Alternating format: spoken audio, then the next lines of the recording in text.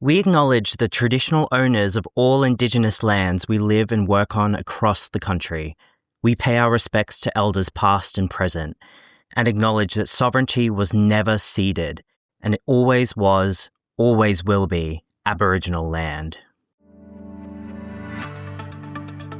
Hi, I'm Dylan, and welcome to part 3 of the Take Charge of Change podcast, brought to you by Children and Young People with Disability Australia as part of the Take Charge of Change project.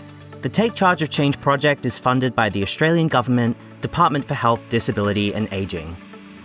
I'm joined by Anna, Delphi, Caitlin and Freya. Freya, what is it like being a young person with disability and feeling like your timeline of all the things that you're achieving in your life is disability can get in the way of that? Yeah, that's a great question, Dylan. And I really feel like that really worked hand in hand with disability pride, was accepting that the timeline isn't going to match all of my peers.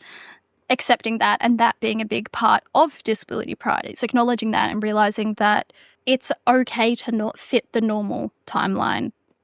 I'm doing quotation marks. I know you can't see them when I said normal. So, for example, I haven't gone to university, and, a few years after high school, I was actually just hearing of a lot of my previous classmates who they just picked something to study at uni for the sake of going to uni. And it seemed like most of my classmates ended up changing subjects or taking a gap year because they realised what they went into wasn't what they actually wanted to commit to. So that was one of those things where in my head I was like, maybe the path I took wasn't the worst idea because it's given me time to really find myself. And if I go to university, I think I'm going to university because there's something that I have my heart set on, and I'm not going just for going to university or fitting a timeline. And then there's also been times in which a lot of the time it was something I was insecure about, was that I just felt, I guess, behind my peers, not there yet, not as independent, so many different things. And that partly came from there being a decent chunk of time in my teen years where I just kind of felt like my life was on pause. So I missed a lot, had a lot to catch up on. I don't know if I've caught up, hence why the timeline's probably different, but that doesn't matter. And there's actually been people who reach out to me and who I knew from high school, and they'll be so impressed that I'm doing these things and working on these projects and saying how cool that is. And that just surprises me because I'm like, wait a minute, it's making me realize I'm out here getting these real world experiences and really, I guess, finding myself, finding my passions, I guess just finding my place in the world. Yeah, I guess it's when you stop comparing yourself to other people and start really thinking about what it is that you've achieved. Yeah, and it hit me that those classmates, they haven't had a lot of the experiences that I've had yet. It's just different. There's been things that I've done that they might not do for another 5 years because they're busy studying. And I need to remind myself of that because a lot of the time I'll be like, oh, I'm not going out to parties, I'm not going out to a graduation, I'm not doing this or that. But I'm doing what I love and getting these experiences. Yeah, and this kind of new wave of lived experience that's becoming really important, I think, is great because it really does acknowledge that, when we say lived experience, it's not just that we've lived it, but that it gives us professional experience and opinions on the way that we live. And so, yeah, it's really cool to see how that opens up opportunities and doesn't just close them off. I'm personally starting uni this year. I'm 23 and I've kind of, for the first time, been like, it doesn't matter how long it takes me. I feel like I'm ready. I know what I want to do to commit to something for this long. I think for me, I often, when I was younger, had compared myself to my peers and had internalized all these cultural expectations of what I should be doing by a certain age, going to university and then, maybe becoming a doctor or something. I don't know. I'm glad that I didn't grow up in a family that sort of was very strict on really forcing me into sort of that path. I was very lucky that I had my own perspective on how I wanted to live my life, and I wasn't afraid to go for it. I wasn't afraid of taking a gap year when I needed it, for my own mental health and for my own healing because I went through some stuff. I wasn't afraid of, taking chances and opportunities and putting myself out there in the community, doing volunteering. And people were like, why are you doing all of this stuff? It doesn't make any sense. But to me, it was really meaningful. And I think something that, really, when I look back on my life, and I think about all these experiences I've had, I'm really glad that I took those chances and I took those opportunities because I wanted to do it and not because other people expected me to. Um, I think a lot of the time, sometimes we make choices based on, oh, what does other people think of me? Like, will this, give me social approval? But I think for me, it was really about like, well, what does approval look like for myself? Like what would make me happy? And really living that out in my life, doing what I'm passionate about has also, created that not only like financial independence, but also this sense of like happiness that I have on a day to day basis, knowing that I'm making a positive difference in the world. I'm doing what I love. Um, you know, I found my purpose and I'm, moving towards that. And I don't think life, is, um, we're not, it's not like a race, it's not like, oh, who can get to the finish line first.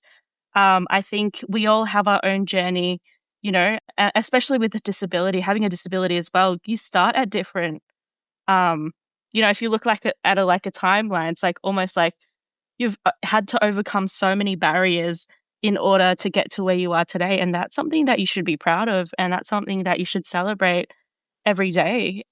So yeah, like just I think really giving yourself that grace and don't be afraid to if there's one piece of advice I'd give to the disability community out there is like, don't be afraid to um, express yourself. Don't be afraid to ask for what you need. I think don't be afraid to advocate. When something's not going right, don't be afraid to make a complaint. I think those are the things that I wish that I knew when I was younger as well. Being my own best friend, but also being my own cheerleader and advocate, and using that as being a role model for other disabled young people out there as well can be so powerful because of how I've seen other disabled young people show up in their lives.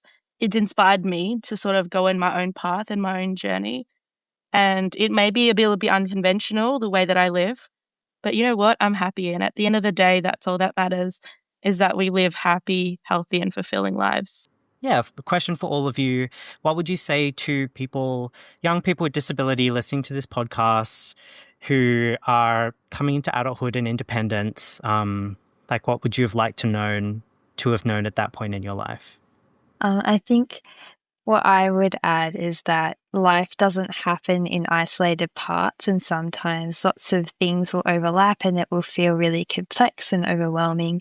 And some things will happen in isolation, or that you'll have a quiet spell for a while. But I think throughout it all, something that I've learned is to give yourself grace and to not be too critical or harsh on yourself or what you're doing or what you feel like you're not doing, despite what you feel like you need to show to society or what you need to prove to yourself or others around you. I think it's really important to just remind yourself that life in itself is its own can of worms, and I think navigating our complex lives is something that's both exciting and really daunting, but something that we can each have pride in. Thank you. Delphi. I guess what I would say is just kind of what I've already said, that disability pride doesn't mean ignoring the parts of disability that do make life harder, that those struggles are completely valid, but so is disability pride, because the two come hand in hand. Part of disability pride is and always will be acknowledging and accepting as well that there will be bad days and there will be ways that a disability affects you every day. And saying my disability makes my life harder in this way is not it doesn't mean that you don't have disability pride. Yeah, I think it's almost disability pride is a relationship that grows and changes throughout your life. Like Freya was saying, there were times where she thought she was really confident about something and then turned out not to be. And that doesn't mean that you don't have pride. It's just a natural part of growing up with disability, I feel like. I'd definitely say just like, really believe in yourself and your abilities.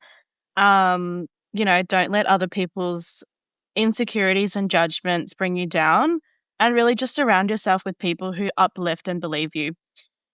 Whether that's through community organizations, meeting new people, whether that's, really taking charge of being proactive in your life, and seeking out supportive networks. Because I wish when I was younger, someone said that to me, because I actually let other people's opinions and other people's insecurities and judgments affect the way that I live my life. And I wish that now that I'm older and I've overcome all these challenges and barriers, I've proved to myself and them that I can do it, and you can as well. Be proactive in your life. Don't wait for opportunities to come up. Take charge of your own life. Put yourself out there. And I'm sure that more opportunities and doors will open up. Last up, I'm very keen for what you have to say, Freya. Thank you, Dylan. Mine are more so quotes in a sense. Some of them might be a bit tacky, but I don't care because it's still getting across the point. One of them is a classic, which is "You grow through what you go through." And I really resonate with that because I strongly remind myself a lot that I don't think, for myself at least, it's very hard to learn something if you've never struggled with something. And we wouldn't be who we are without our struggles. And if you back yourself and if you believe in yourself and give yourself grace, you'll see how beautiful that is, because that your struggles what have made you who you are. Yes, the struggles were struggles. Definitely acknowledging that, big time. But you wouldn't be the person you are. You mightn't connect with people the way you do. You mightn't be as passionate about things. And another quote is, "Climb the mountain to see the world, not so the world can see you." To me, goes, again, hand in hand with that idea of a timeline. You're not doing it for them, you're doing it for yourself. You're doing it for what you want.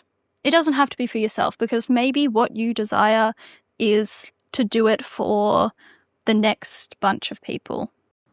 Thank you so much. And I think that, it's really telling of the ways that having disability can affect who you are, in positive ways as well. I think that everyone here is incredibly supportive and empathetic and kind and insightful, and, our disability being a part of who we are is part of who we've become, which I think is great. And think that the positive impact that you've all made on your communities is genuinely really powerful. And I love that idea of becoming the role model that you had or that you wanted when you were growing up. So thank you everyone for chatting to me today. I really appreciate it.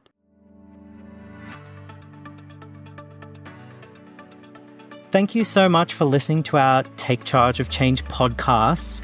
At CIDR's website, cidr.org.au, there is a whole host of resources under our Take Charge of Change project.